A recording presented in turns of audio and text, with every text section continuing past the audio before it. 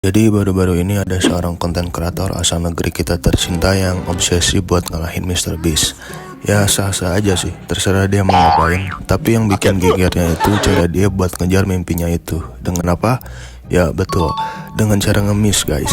Sebelum kabar tentang ini mencuat, jujur gue gak tahu sama sekali sama konten kreator yang satu ini. Dan setelah gue cek dan recheck, ternyata dia memang punya banyak follower ya di semua platform sosmed. Dan memang dari dulu juga cara dia buat dapetin follower dan subscribernya itu dengan cara bagi-bagi guys, atau giveaway. Nah tapi ada syaratnya, dan disinilah dia memainkan trik marketingnya buat dapetin banyak follower, yaitu wajib buat follow akun dia, karena siapa tahu kalau ketemu dia di jalan dan lagi bikin konten bisa dapat hadiahnya. Padahal itu kan kemungkinannya susah banget ya. Belum lagi kalau ternyata konten-konten giveaway dia itu cuma settingan. Dan herannya kok banyak banget orang yang nurutin apa kata dia demi bisa dapetin duit atau juga HP iPhone, dan seolah-olah bakalan ketemu sama dia gitu. Itu aneh banget kalau menurut gua.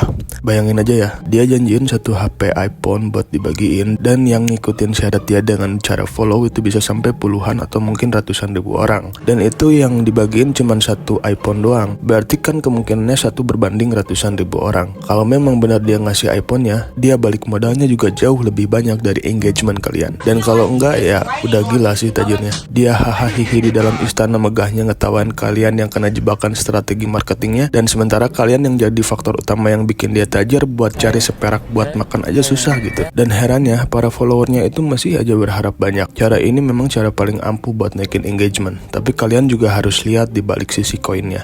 Meningkatnya generasi bermental miskin dan bermindset pengemis. Setelah gua telaah lebih dalam lagi, dan ternyata banyak follower dia itu rata-rata orang yang ekonominya menengah ke bawah. Dengan konten Bang Willy yang memberikan sesuatu dengan syarat hanya dengan memfollow dia di sosial media, tentunya orang-orang akan berpikir jika untuk mendapatkan sesuatu itu kita nggak perlu bekerja keras, tinggal follow aja Bang Willy dan tunggu keajaiban datang. Dan lucunya konten kreator ini ngasih tahu para followernya buat jangan bermental miskin. Tapi kan bang, konten lu ini yang buat mereka bermental miskin. Seolah-olah dia itu kayak ngejilat air liur sendiri gitu. Bahkan ada satu videonya yang viral memperlihatkan seorang anak yang datang jauh-jauh dari Banyuwangi ke Jakarta cuman buat ngemis sama dia.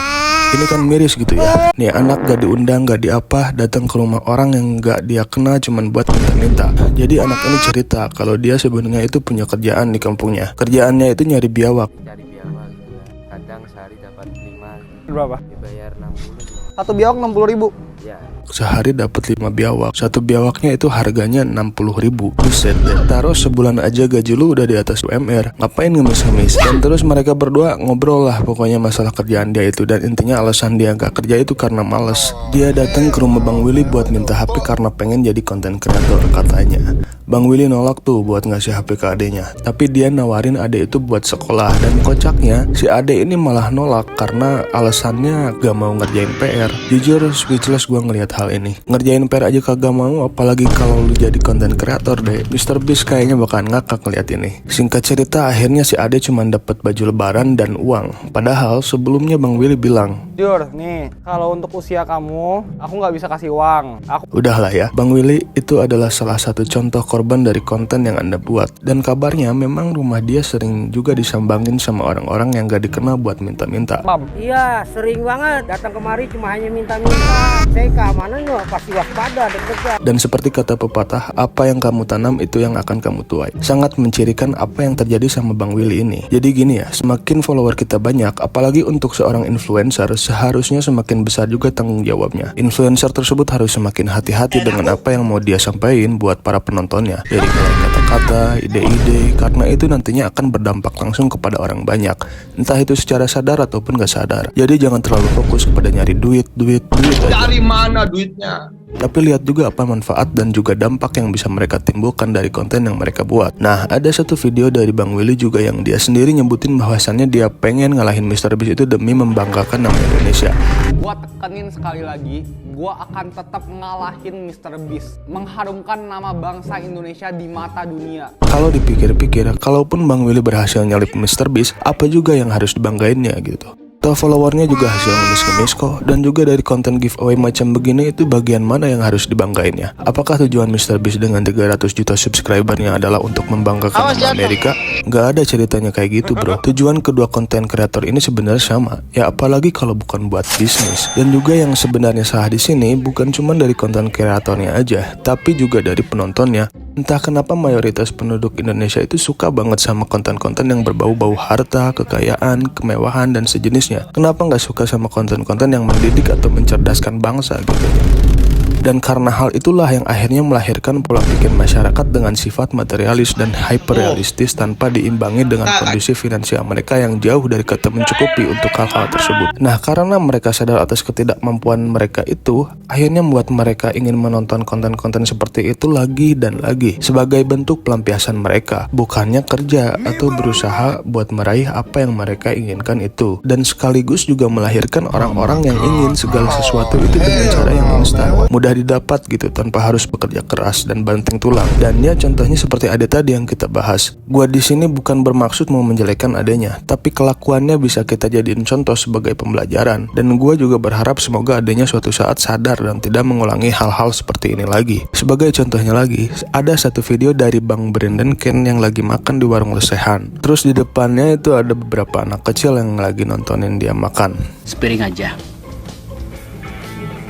Nah, jadi anak-anak ini diketahui fansnya Willy Salim dan mereka bilang udah like dan follow. Kalian fans siapa tadi? Willy Salim. Iya, saya udah like. Karena Dan kalau saya ketemu dia pengen beli. Terus Bang Brandon nanya, kalian suka konten bagi-bagi duit ya? Dan anak-anak ini jawab. 10 juta palingan. Setelah beberapa percakapan, Bang Brandon ngasih pembelajaran buat anak-anak ini. makanya kalian harus kerja keras nanti kalau udah gede. Jadi ntar suatu saat kalian jadi Willy Salim. Dan inilah tanggapan mereka. Pacar. Bisa. Nggak ada yang nggak mungkin. Hah? Bukan dong. Parkir. Makanya sekolahnya yang Kamu sekolahnya tinggi, kerja keras nanti, oke? Kerja keras apa? Jualan es gitu. Dan ya, reaksi Bang Brandon dan temennya ini mewakili reaksi kita. Nih contoh korban suka nonton konten bagi-bagi duit tuh. Iya. Rusak, cuy. Seperti inilah ternyata para generasi yang akan mewujudkan Indonesia emas, atau mungkin lebih ke cemas ya. Anyway, sebagai penutup video kali ini kita bahas lagi sedikit masalah obsesi Willy Salim buat ngalahin Mr. Beast.